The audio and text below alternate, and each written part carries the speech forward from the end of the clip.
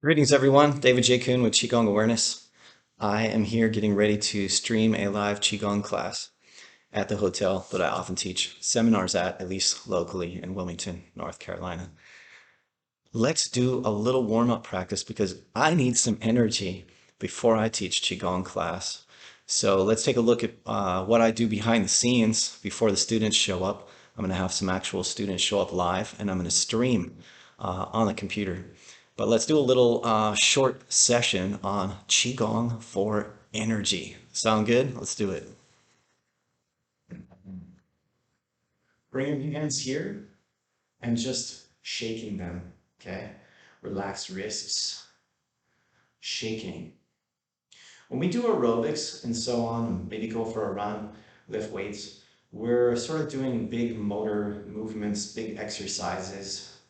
With Qigong in general, somewhat specific, we're doing more subtle exercises. We're working with subtle fluids like the fluids associated with the lymphatic system. Shake and go up here. We're working with the blood, but we're also not working with the blood exactly in the same way as if we were going running or something. And yet we are moving that circulatory system. We're also moving the respiratory system. You'll notice that your breath begins to change. So when you're shaking hands here, very relaxed shoulders as much as possible, and you're just shaking your wrists. If you have shoulder problems, you're just shaking here. And then your hands, like you're brushing off water in your pants, just like this. And you can lightly touch your hands on your pants or your fingers, but if that hurts or bothers you in any way, then just, go past the pants. And you might want to add like this flicking kind of motion here as you're sending that energy back and down like this. Then go ahead and clap your hands like so, like you're brushing them off. We're going to tap up this side. We're going to go light tap across the top of the chest.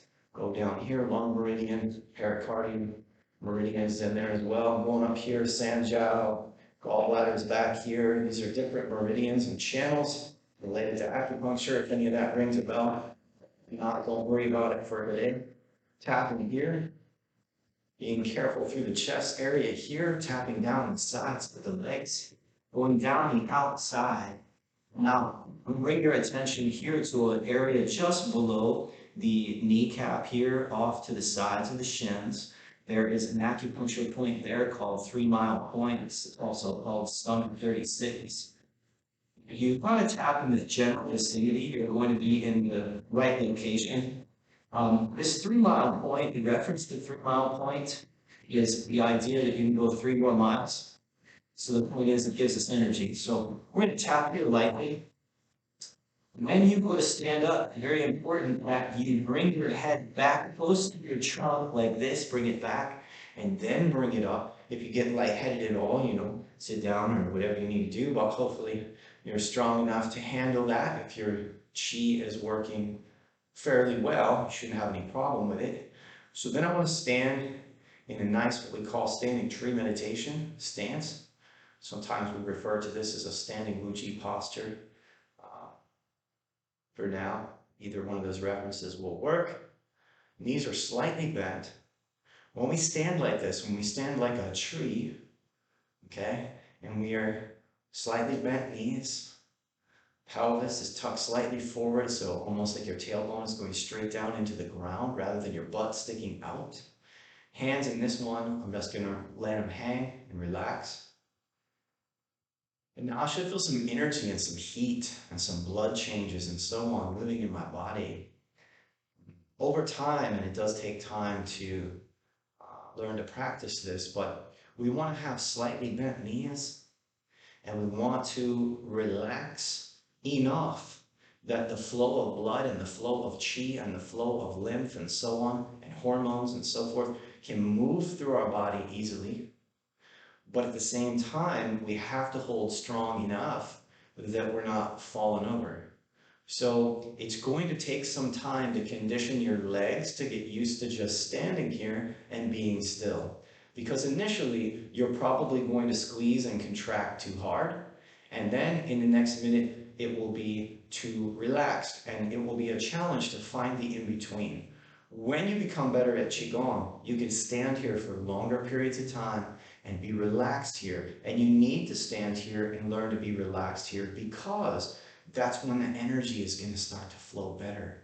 It comes up through your feet, comes up through both of the legs, which act like pipes going to the kidneys. Energy going straight up through your feet, probably getting a little stuck in the knees and so on, but moving up, maybe getting a little stuck in the hips, but then starting to move its way up, come into the low back area, come into the kidney area. Go ahead and hold your hands back here if that's comfortable to do. If for any reason you can't put your hands back there with like a palm like this, you could try it like that. And if for any reason you can't do that one, we can change it slightly and put the hands here on the hips. But if you can right now, we'll save that one for another time. I'm gonna have you put your hands back here if you can. So you're holding this area back here. Your knees again, slightly bent.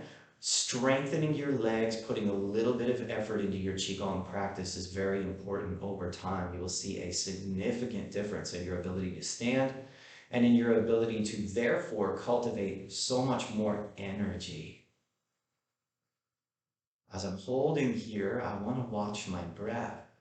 I also want to pay close attention to what is my saliva doing. That's all I'm really going to say for today. What is my saliva doing? Am I swallowing? Do I have a dry mouth? When I swallow, is it like a knot in my throat, like a lump in my throat? Those of you that are acupuncturists might be familiar with something called plum pit chi. If you're not, you can look it up. But that's what I'm referring to when I talk about that lump in the throat. When you stand here for a minute, 2 minutes, 3 minutes, etc., you're going to notice that your saliva is changing. You're going to notice that this starts to change your sinuses. You'll notice that it starts to change your temperature. You'll notice with some practice that initially you probably feel aches and pains and stiffness in your legs and so on, or your low back, your shoulders, wherever it is.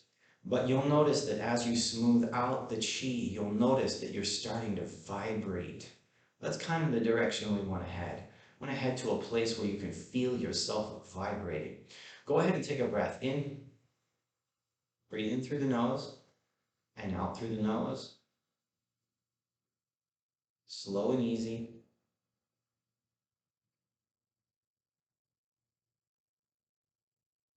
When you're ready to inhale, I want you to inhale.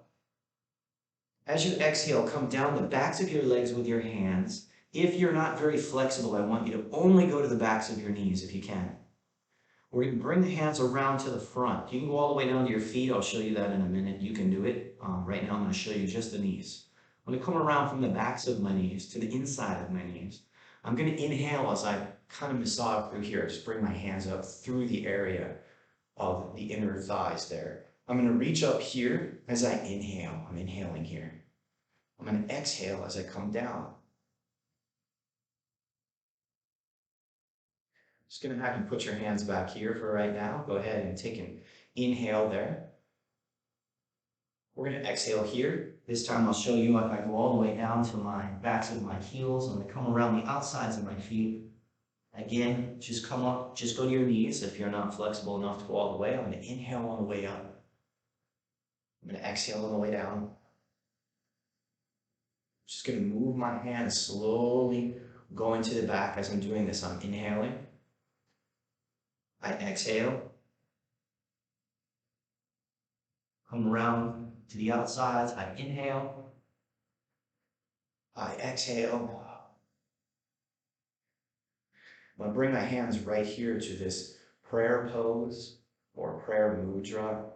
It's a static position that we're holding. Try and relax the shoulders as much as possible. Just let your arms lay there and you're holding your hands here.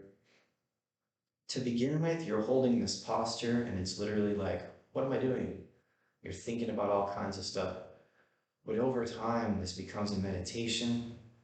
Your mind becomes focused into this area of your forehead and what is called your third eye, this area between the two eyebrows. And then over time, awakening the heart space. This is not just a chest or even a hollow cavity. It's an area that we walled off. And if we want to heal of any disease, any problem we have, any discomfort we have, any pain that we have to learn to do this challenging thing for some of us, which is to open our hearts again, our energetic hearts, our emotional hearts, and not to everybody and not all the time, but during a safe space of our Qigong practice. Learning to open that heart space and learning to energetically reconnect with yourself. And that self, the word self, could be written with a capital S. So try this practice with me here. Watch the video again, go through the routine again, and see after you do it 5 times, what kind of energy do you have? What did this Qigong practice do for you? Leave me some comments below. I would love to hear about it. I already know what it's going to do for you if you go and practice it 5 times. Go ahead and inhale, exhale.